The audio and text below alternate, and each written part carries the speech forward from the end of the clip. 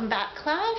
Today we are going to start blocking in the local color of the fruit and the background, and if there is time we'll start working on the bowl as well.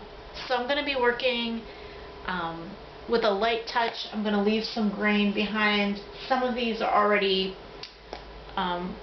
worked to the next step, but we'll get to that in the next video. So let's start with some pink, and if you don't have it, remember you can mix red and white to get pink.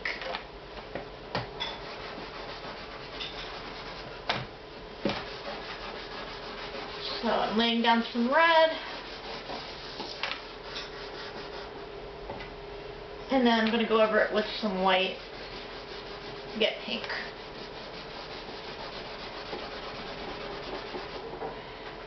There's the pink.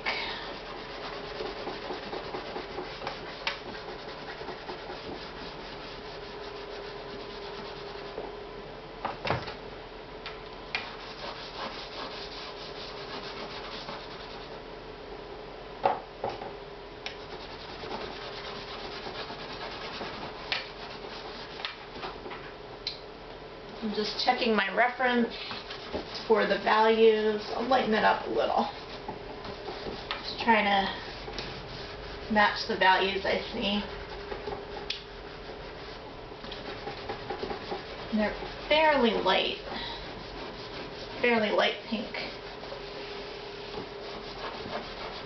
Okay, so I'm going to move on to the fruit areas right now, and I'm using a sap green for the green apples, and I'm using the side of my stick. That will help cover much more ground. And I'm going to leave some tooth in the paper so that you can add additional layers of the pastel. Great. So then I've got some more green down here, more of the sap green.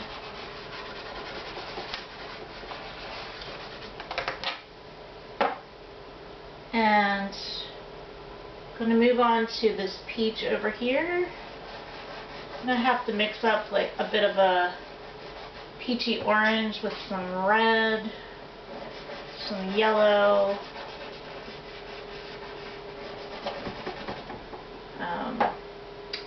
maybe a little bit of this creamy white.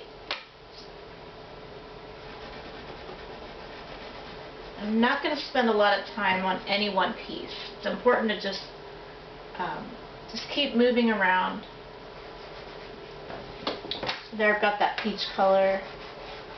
I'm mixing up a little bit more for this other peach with red and yellow. Okay. And then a little bit of this light creamy color.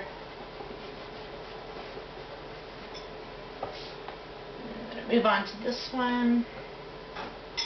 It's like, let's see.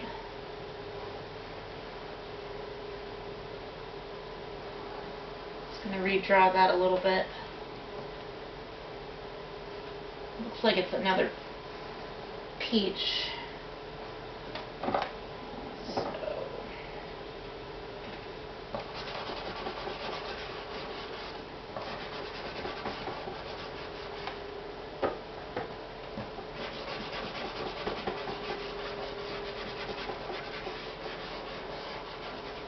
So right now we are not worried about detail. We just want to try to get the local color, which is the color without light and shade being added to it.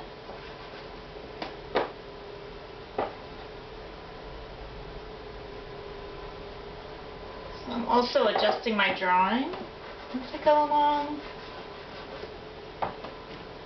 But I'm going to take kind of an impressionist approach and not try to make it absolutely perfect. Now I'm going to move on to the lemons. I'm using some lemon yellow I'm going to leave that gap there. That's where there's going to be a shadow. Let's see. I'm going to move on to this pear. I ran out of room for the one behind it, so I'm just going to add a little bit of the lemon yellow here to the pear. It's a Bartlett pear, so it has some green in it too.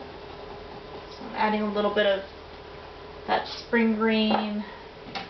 It has some of this red color in it. I'll bring that. I'm also looking at something called negative space. I'm looking at the spaces between the fruit to try to make a pleasing composition. So I'm going to bring that down a little bit more.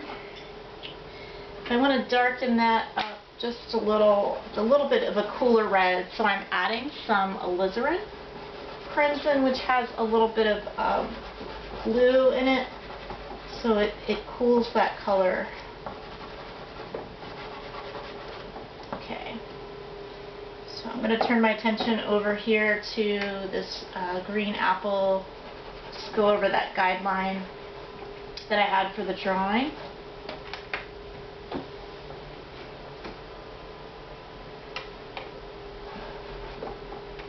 Okay.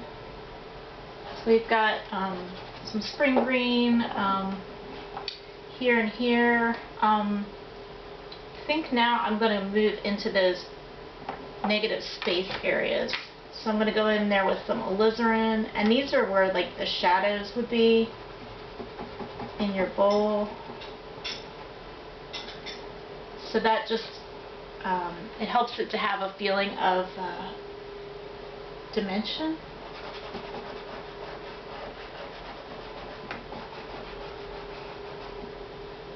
So then maybe there's a little bit of some negative space here.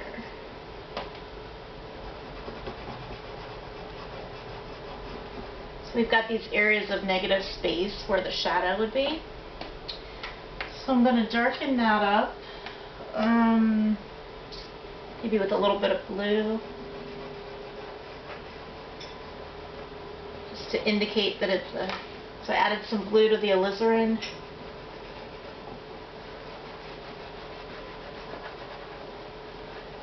If you have it, you could use some burnt sienna. It appears I don't have any, so I'm just going to use an opposite of blue, which is orange, to tone that down a little bit, so it's kind of more of a brown color in the shadow area. So going back to, you can use the opposite of blue, which would be orange, to tone down your purplish blue. So you might have to play with it. I'm adding some more alizarin back in.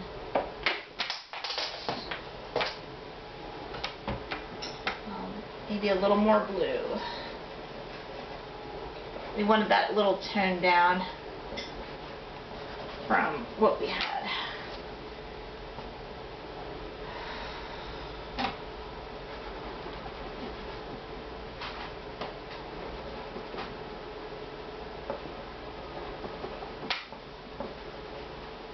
You just want a value that's darker than this one so that it looks like a shadowed area.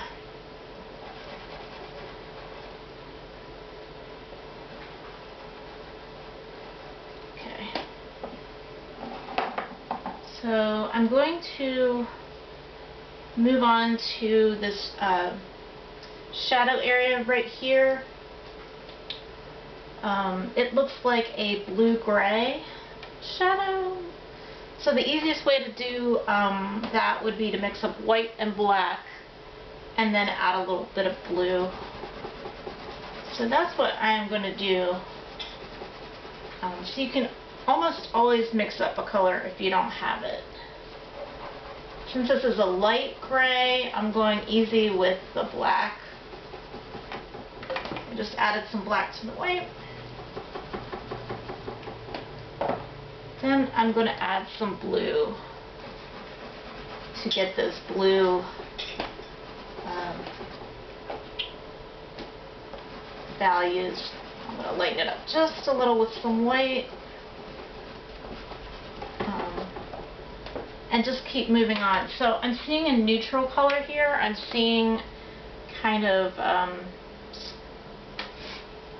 a dark blue-gray. So I'll just switch it up a little bit with some blue here. So we're going to change the value to a darker blue-gray at this point. So we'll add more black and less white to our mixture this time. So you can see this is lighter and this is darker.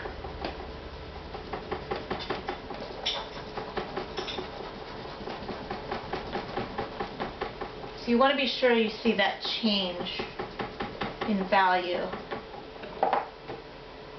And you can leave some of the paper to show through, since we're in the early stage of this. So just putting a little bit of white on there. Do want to keep that value fairly dark compared to that. So now I'm going to get into the local color on the bowl here. I'm going to get into some blue.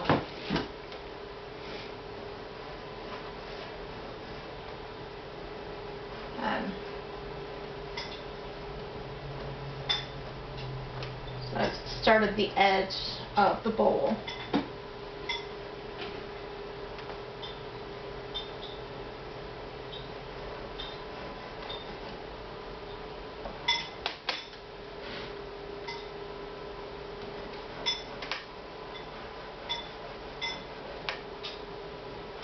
So I'm using a light blue just for this border, just to give it some definition, some character. You'll draw in those loops that it has.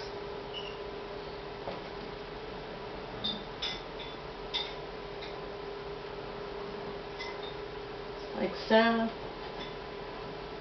And go all the way around the bowl.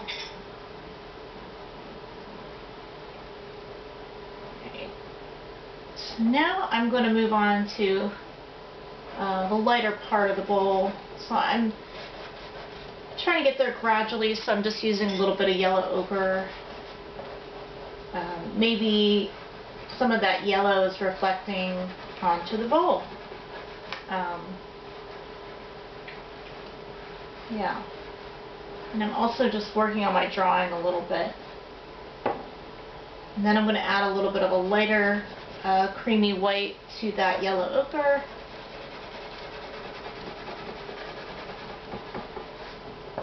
Like so.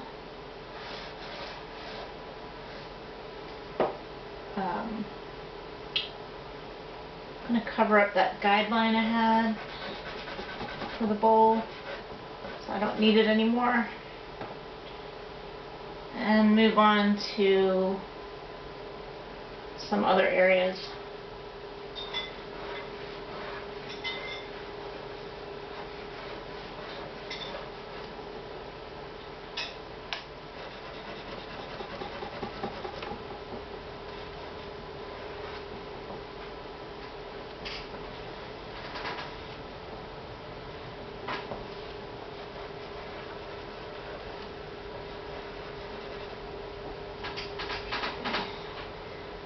Great. And we have a bit of a turquoise color down here in the middle. So if you have that color, you can use it. If you don't, again, you can mix it up with some blue and some green. So I'm going to see how close I can get to that green, that blue-green in the book. So I'm going back over it with some blue. It was a little bit too green. Also checking the values. So, switch to some white. And it's really more about value than it is about getting the exact color, but I'll keep playing with the color. That's starting to get more what I want.